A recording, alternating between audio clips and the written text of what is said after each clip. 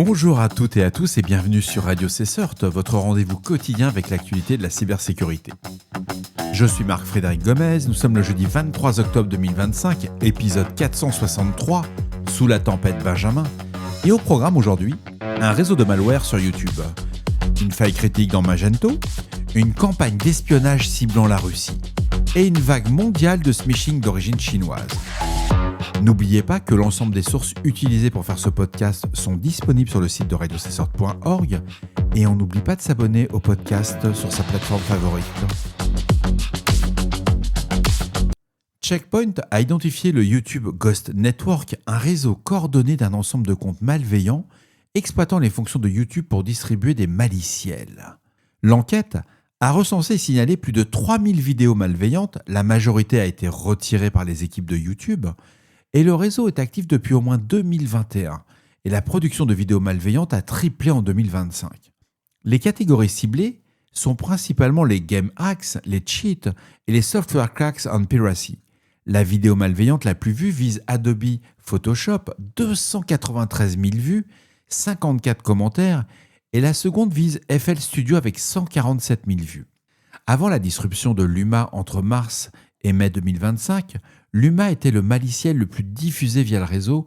Après cette disruption, les acteurs ont basculé vers Radamantis. La majorité des maliciels distribués sont des infostealers visant l'exfiltration d'identifiants et de données sensibles. Checkpoint signale l'utilisation récurrente des liens externes, Mediafire, Dropbox, Google Drive, des pages d'hameçonnage comme Google Sheets, Blogspot ou Telegram, d'URL raccourcis d'archives protégées par mots de passe et de fichiers volumineux pour échapper à l'inspection automatique. Article très intéressant de la part de Checkpoint. Alerte générale 24 heures sur 24. Une nouvelle vulnérabilité critique a été découverte début septembre dans Magento, la plateforme e-commerce open source, ainsi que dans sa version commerciale Adobe Commerce. Cette faille, baptisée Session Reaper, a été enregistrée sous la CVE 2025-54236. Elle permet à un attaquant de détourner des sessions clients actives et dans certains cas de prendre le contrôle complet du serveur hébergeant la boutique en ligne. Le défaut provient d'une mauvaise validation des entrées et d'un traitement non sécurisé des données sérialisées, permettant à un acteur malveillant de faire accepter un fichier de session spécialement conçu comme une connexion utilisateur légitime sans mot de passe. Selon les chercheurs de SecPod, l'exploitation réussie de la vulnérabilité peut entraîner un contournement des fonctions de sécurité, la prise de contrôle de compte client, le vol de données, des commandes frauduleuses et potentiellement une exécution de code à distance. Pourtant, le correctif a été publié le 9 septembre 2025, mais on peut constater que 6 semaines plus tard, environ 62% des sites Magento restent vulnérables. Et depuis la diffusion de ce proof of concept, les cybercriminels ont rapidement développé des exploits opérationnels et les attaques se propagent activement. Les chercheurs de Sandsec ont observé plus de 250 boutiques Magento compromises dans les 24 heures suivant la publication du code d'exploitation. Session Reaper transforme aussi des sites pourtant fiables en vecteurs potentiels de vol de données clients, d'injection de scripts de skimming ou de redirection vers des faux sites de paiement. Je crois que vous l'aurez compris, vous devez mettre à jour le plus rapidement possible vos boutiques en ligne. Ça ne prend que quelques minutes aujourd'hui avec l'IA pour les attaquants de fabriquer à partir d'un POC tout ce qu'il faut pour compromettre vos sites. Un groupe de pirates nommé Cavalry Werewolf, également suivi sous les appellations Eurotrooper ou Silent Leaks, mène depuis plusieurs mois une campagne d'espionnage ciblant des agences gouvernementales et des entreprises industrielles russes. On en avait déjà parlé un petit peu, c'est une information qui vient de The Record, et selon un rapport publié par la société turque Picus Security, les attaques ont eu lieu entre mai et août 2025. Ils ont visé le secteur public ainsi que les domaines de l'énergie, des mines et de la fabrication.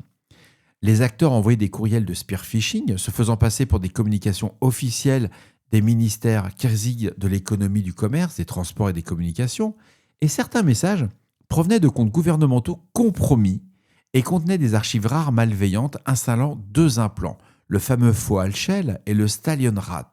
Foal Shell permet un accès à distance au système infecté, tandis que Stallion Rat utilise Telegram comme canal de commande et de contrôle pour exécuter des commandes et exfiltrer des données.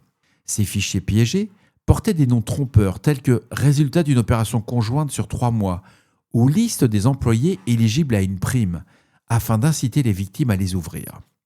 Bien que la vague actuelle ait surtout visé la Russie, Picus Security indique que le groupe élargit sa zone d'intérêt. Un fichier en tadjik, trouvé sur un poste infecté, suggère une attention portée au Tadjikistan, tandis que d'autres fichiers portaient des noms arabes, pointant vers une des possibles reconnaissances au Moyen-Orient. Les chercheurs soulignent également des tests d'outils supplémentaires tels que Asyncrat, témoignant d'une évolution rapide du groupe. Picus n'attribue pas officiellement ses activités à un État, mais des recherches antérieures de Cisco Talos situent Cavalry Werewolf au Kazakhstan, en raison de l'usage du Tenj, de la maîtrise du russe et du kazakh, et de la concentration géographique des cibles. Il faut savoir qu'ils sont actifs depuis juin 2022, et le groupe aurait déjà visé une agence de santé de l'Union européenne, l'Organisation mondiale de la propriété intellectuelle, l'OMPI, ainsi que plusieurs ambassades au Turkménistan, en Azerbaïdjan, et la société russe Bizone a également signalé cette année des attaques similaires contre des institutions russes utilisant des leurres liés au gouvernement kirghize. Les chercheurs de Palo Alto Networks Unit 42 attribuent une vaste campagne internationale de smishing à un groupe connu sous le nom de Smishing Triad. Cette opération repose sur l'envoi massif de SMS frauduleux imitant des avis de péage impayés ou de livraison échoués. Active depuis avril 2024, cette campagne initialement centrée sur les États-Unis s'est étendue à l'échelle mondiale en 2025. Les attaquants vont usurper désormais l'identité de multiples services internationaux dans des secteurs critiques, que ce soit aussi bien des établissements financiers comme les banques, des plateformes de crypto-monnaie, de e-commerce, de santé, des forces de l'ordre et des réseaux sociaux. L'infrastructure est hautement décentralisée. Sans point de commande unique, elle s'appuie sur des milliers de domaines renouvelés chaque semaine et depuis le 1er janvier 2024, accrochez-vous bien, plus de 194 000 domaines malveillants ont été recensés. Ouais, vous avez bien entendu. En à peine un an et demi, on en est à 194 000 noms de domaines. Principalement enregistrés via le registraire Dominet à Hong Kong et avec des serveurs hébergés sur des clouds américains. Les SMS sont redirigés pour provoquer un sentiment d'urgence et redirigent vers des pages d'hameçonnage collectant des données sensibles telles que des numéros d'identification, des adresses, des identifiants de connexion ou des informations de paiement. Les pages usurpent des services postaux, des portails fiscaux, des plateformes de paiement ou des services de transport, notamment l'IRS, ce sont les impôts aux États-Unis, UPS, EasyPass, SunPass, DHL ou OnePost, et leur équivalent européen et asiatique aussi. Les messages proviennent de numéros internationaux, principalement des Philippines, plus 63 au niveau de l'indicatif, mais de plus en plus des États-Unis avec le plus 1. Les chercheurs ont aussi identifié une durée de vie moyenne très courte des domaines. 71% des domaines sont actifs moins d'une semaine et 82% moins de 2 semaines, signe d'un fort taux de rotation pour contourner toutes les détections. L'infrastructure réseau repose sur environ 43 000 adresses IP uniques, majoritairement situées aux États-Unis avec des serveurs DNS hébergés chez AliDNS et Cloudflare. Le service postal américain, USPS, est la marque la plus imitée et elle représente à elle toute seule 28 045 domaines. Et les services de péage constituent la catégorie la plus ciblée avec 90 000 noms de domaines. Les chercheurs soulignent l'existence d'un écosystème de phishing as a services, c'est ce qu'on appelle les fameux PHAS, PHAAS, très structurés autour du smishing triad, incluant des vendeurs de données, des développeurs de kits de phishing, des hébergeurs, des spammers SMS et RCS et des courtiers de domaines. Tous les échanges se font sur des canaux Telegram et ça révèle la vente de services liés à l'envoi massif de messages, à la fourniture de cartes virtuelles et à la location d'infrastructures d'attaque. L'avantage de cet article de Unit 42, c'est que les indicateurs de compromission sont tous présents dans l'article. C'est à lire et surtout à étudier. Et voilà, cet épisode du jeudi 23 octobre se termine. J'espère qu'il vous apportera des informations claires et utiles. Bernard, j'ai vu ton message. Je le traiterai demain pour cette partie-là. C'est pour nos cousins québécois. N'hésitez pas à me faire part de vos retours sur le répondeur de Radio Cessort au 07 68 72 20 09. Et pour les plus timides, par email sur radiocessort@gmail.com. On se retrouve demain pour un nouvel épisode.